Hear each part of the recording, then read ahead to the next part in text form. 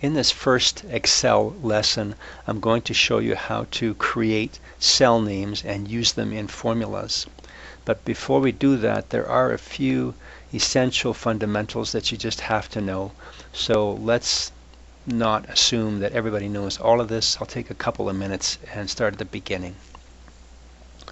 I want to copy and paste this information into a new sheet. So first I have to create a new sheet. In the lower right corner here, there's a grayed out icon that says plus. If I hover over that, it should come up with a tooltip that says new sheet. There it is.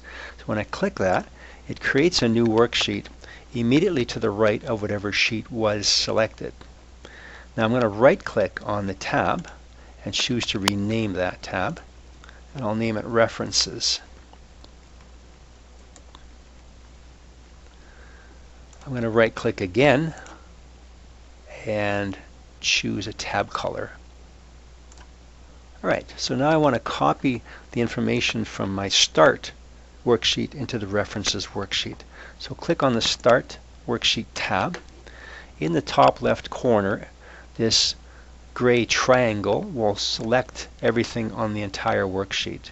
Then you want to copy that to the clipboard. You could use the copy command, or you could do Control-C from the keyboard, and you'll see the flashing marquees that tells me it's active. Now we can go to the References tab, and you don't necessarily have to select in the same way I'm doing. I think it'll work, but to be sure, I'll select the whole sheet and press Control-V, and my information is copied over. So I want to show you how to use autofill and relative, absolute, and mixed references. We want the numbers 1 through 5 in cells A3 to A7. I should mention that when you click on a cell, the cell address is shown in the name box, and the cell value is shown in the formula bar.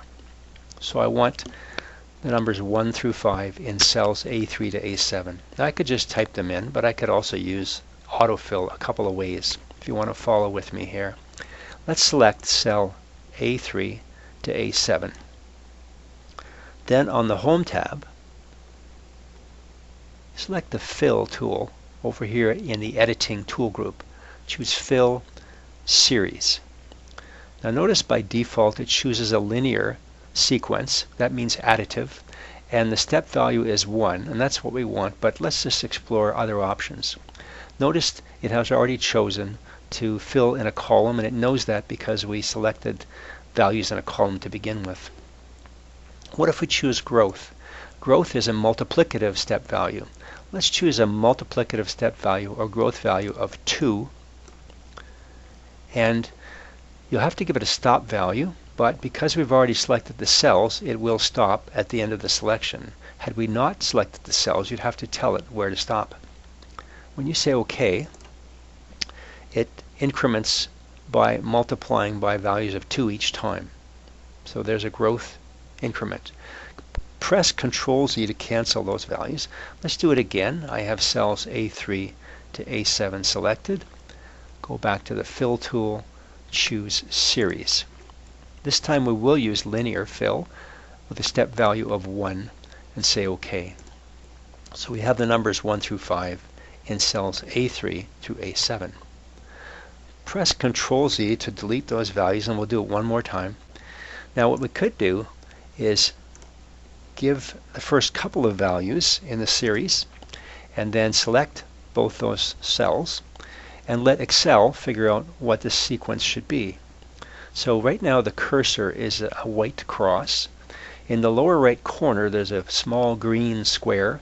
If I hold the cursor over that, it becomes a black cross, and that's called the Autofill button. As you drag that down, holding the mouse button down, it tells you what the increment value will be. 1 through 5 is what we want. Alright, so that's enough for autofill. Relative, absolute, and mixed references. So in cell B3, I'd like you to type this formula equals A3 squared. So all formulas start with an equal sign.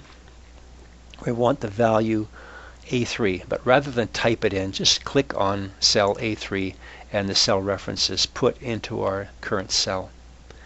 We want to square that. That'll be Shift 6. Some people call that the caret symbol. It means raised to the power of, and then raised to the power of 2. That's A3 squared equals, and of course that's 1 squared is 1. So when you drag this formula down, watch what happens to the values. Notice the value changes. Why does it change? Well, because the cell reference changes from A3 up here in the formula bar to A4 to A5. So it keeps looking in column A, but it's looking in a different row each time. That's relative referencing, and it's wonderful in Excel. But there are times when you don't want the value to change. We want to keep referring to exactly the same cell. That's when we use what's called an absolute reference. So here in cell C3, we're going to type this formula in, equals, click on cell A3. Now rather than type these dollar symbols in, hit the F4 key, and it places the dollar or string values in front of both the column letter and the row number. Okay? And that ensures that address will not change as we drag a formula. So it will be an absolute reference to cell A3 always. We want to square that, Shift 6, 2, and then enter. Now when we drag this formula down, as you probably know, the value doesn't change because notice the reference. If you look in the formula bar, it keeps referring to cell A3 because we used an absolute reference. There are also mixed references. So in cell D3, we're going to type this mixed reference. We're going to have a relative reference to the column letter A, but an absolute reference to the row number 3. So we'll type it in the same fashion, equals, click on cell A3, hit F4, hit it a second time. That moves the string. Now if by chance you miss this, just keep clicking the F4 button. It'll sequence through all the options till you get to the one you want. So that'll be equals A $3. Square that, be Shift 6, 2, enter. And as we drag this down, what do you predict will happen? Well, nothing appeared to happen because we have an absolute reference to the row number, and that's the only thing that was changing as we dragged it downwards. The column really didn't change. Had we dragged this formula horizontally, then the formula would change, making reference to different column letters. Let's try one more. Over here in cell E3, we want this mixed reference. We want an absolute reference to the column, but a relative reference to the row. So that'll be equal to A3. Hit F4 a couple of times. There it's $A3. Shift 6, 2, enter. What happens now when we drag this formula down? Notice that the formula does increment because the row is changing as we drag down. What about when we copy and paste? What happens with referencing? Well, let's give it a try. So in cell A8, I want to copy the formula from cell B3 and paste it here. To do that, select cell B3, Control C or copy from the menu bar, and then when a copy or paste is in process, you'll see these moving marquees. Click on cell A8 and paste, Control V, and now to get rid of this flashing marquee, just hit the escape key. But look at what's happened. So the formula I copied was equals A3 squared, so it used the value of 1 in A3 and squared it and got 1. But the pasted value uses the formula equals A8 squared, so in cell A8 there's nothing, hence we get this A8 squared is nothing. But there may be times when you want to copy and paste a formula and not have the values change. Now of course you could use an absolute reference, for example here in cell C3. If I click that, Control C, then click on cell C8 and Control V, and then I'll hit escape to get rid of the marquee. Not surprisingly, the very same formula check the formula bar. It hasn't changed because we have absolute references. But there's another way to do this. You don't necessarily have to have absolute references to copy and paste the formula without it changing. You can do it in this fashion. Select cell B3. This time, select it in the formula bar and copy it to the clipboard. Control C. Then press Enter to complete the operation. Now, go down to the cell where you want to paste it, cell B9, and click Paste, Control V. And notice what's happened? The formula, it says equals A3 squared, very same formula that was in cell B3. This can be useful sometimes, and that's why I'm showing it to you. Well, I think that's enough to get us started. We can proceed with creating and using cell names. On page 128, using names instead of cell references. On Blackboard, you'll find an Excel file called Worksheets, Students. And on the tab marked Names, we have an exercise to do. Here we're asked to calculate the pH of a solution using the Henderson-Hasselbalch equation, which is the pKa of the acid plus the log of the ratio of the concentration of the conjugate base divided by the concentration of the acid. In cell A2 we have the pKa, in B2 we have the concentration of the base, fluoride, in cell C2 we have the concentration of the acid, and in cell D2 we're going to calculate the pH using that formula. That'll be equals pKa plus the log. Notice how Excel recognizes the function name. Log and log base 10 are in fact the same function, just two different names for it. You don't have to use capital letters. Excel will accept it without it. So to accept this function, just hit the Tab key. That'll be the log of the concentration of the base, B2, divided by concentration of the acid, C2, close the bracket, and press Enter. And that's the pH, and that's correct. Now notice the formula uses cell references. There's nothing wrong with that, but sometimes it would be helpful to use an actual name for a cell, especially if you're looking back at a formula that you wrote sometime earlier and you're trying to reverse engineer it and remember what you did. We can do that in Excel. We're going to assign names to pKa, the concentration of the base, and the concentration of the acid. So what we do is select cell A2 where our pKa is situated. On the menu bar, choose Formulas, and then define name, and define name again. Now notice that Excel is suggesting the name of this be pKa. It'll read a name in an adjacent cell and suggest it. If that's correct, then use it, and if it's not, just type in what you want it to be. You should limit the scope of this name to the current worksheet rather than the entire workbook. It'll save you redundancy and confusion later on. So select the current worksheet, which in my case is called Names T. Notice on the Names T worksheet, it's referring to cell A2, and that's correct. Just say OK. We'll do the same now, and we'll assign names to cell B2 and C2. So select cell B2, choose Define Names, and C_base is what we want. I'm going to change the scope to the current worksheet, Names T. That is the correct reference. Say OK. Likewise for the concentration of the acid, define names. C_acid is good. Let's relegate that to the current worksheet, and then we'll say OK. So now we're going to enter this formula again, but this time we'll use the names. Now notice cell A2, when you look in the name box, it doesn't say A2 anymore, it says pKa. Cell B2 says C_base.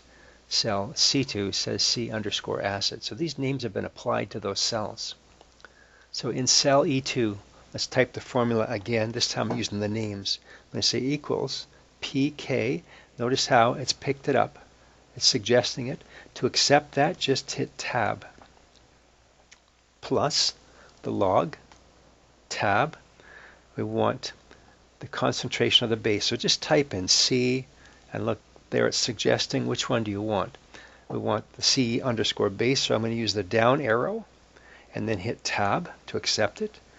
Divided by, type in C, and we want the one that's currently selected, C underscore acid. Hit the tab key and close the bracket. So very logical, very intuitive. Press enter and the same value is obtained. On page 128 we have guidelines for creating names. So not just any character collection can be used as a name. The first character has to be a letter. Subsequent characters can be letters, numbers, a period, or an underscore. Spaces are not allowed. Excel will substitute an underscore character for a space in a name.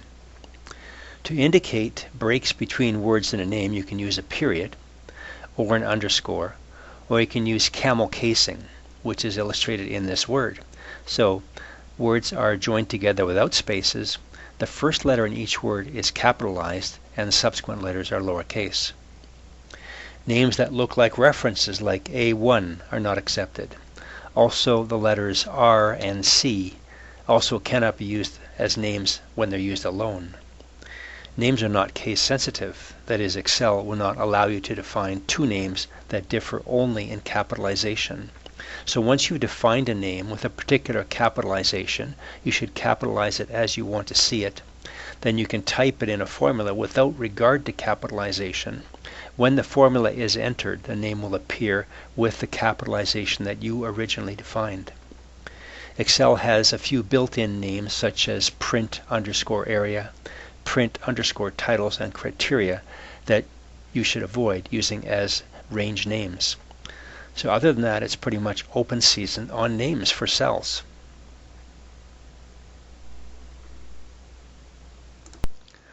In the Defined Names tool group on the formula bar, there's an icon called Name Manager. And it lists in it all of the names that are currently stored within the whole workbook. Now I have other ones stored, but the ones we just entered, you can see C acid, C base, and pKa. From this name manager you could always delete or edit if you chose to. We'll come back to that later. In columns B and C, I have pairs of concentrations of base and acid for which I would like to calculate the pH. You're probably aware at this point that if I simply drag the formula down, I won't get the right answer because the pKa is not absolute referenced, and as I drag down it'll look to cell A3 and A4 and A5, and that's incorrect. Whereas we do want relative referencing for column B and C, so that would work. So if I simply change this to an absolute reference by selecting A2 and pressing F4 and then enter, this should now calculate correctly. And in fact it does. But what about using the names? Let's see that. So we get exactly the same value every time. So by assigning a name, it's kind of like making an absolute reference to these cells. And so all three of these are absolute reference. So that's not going to work. So there's something we can do to fix that too. Open the Name Manager. You'll see C acid, C base, and pKa. Now pKa will always refer to one cell, and that's all we need, but we actually need C base to refer to all of these cells, and we need C acid to refer to all 5 of these cells. So what we'll do is we'll select C base and choose to edit it. And notice here the reference is to cell B2 only. Let's change that. So slide over that, delete that, and scroll over cells B2 to B6. Notice it's entered and say OK. We'll do the same with C acid. Edit it, and we'll change the reference from just C2 all the way from C2 to C6 and say OK. And we'll close it now. Notice how the references are listed here. Close. Okay, so now if we drag this formula, it's worked correctly.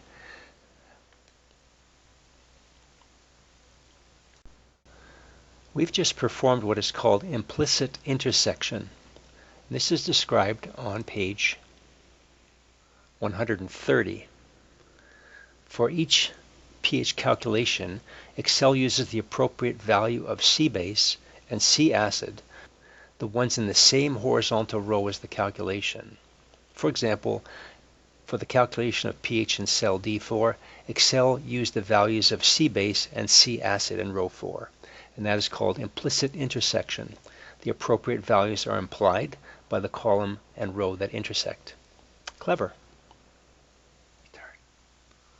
On page 131, I have a procedure for pasting a list of all of the names that are saved in the workbook.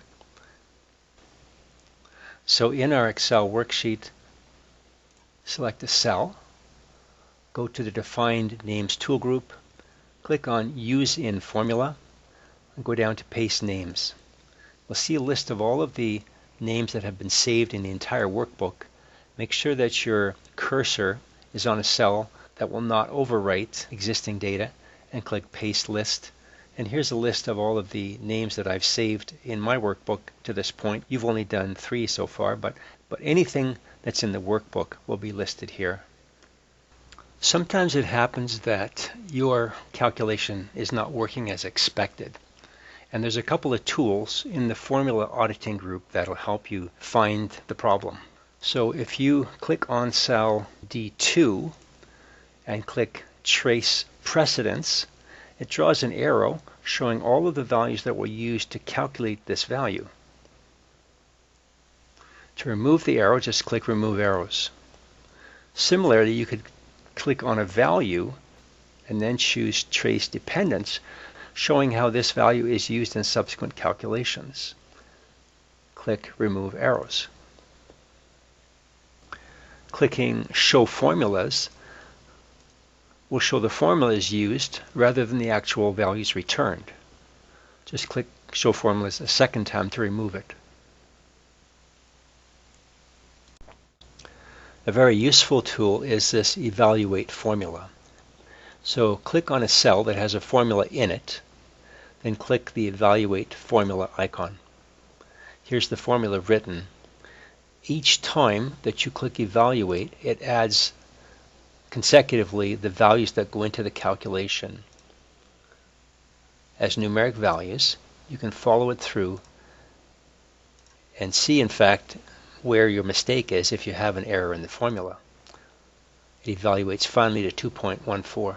It's a very good tool. You can restart. I'll close. That's it for using names in formulas for calculations.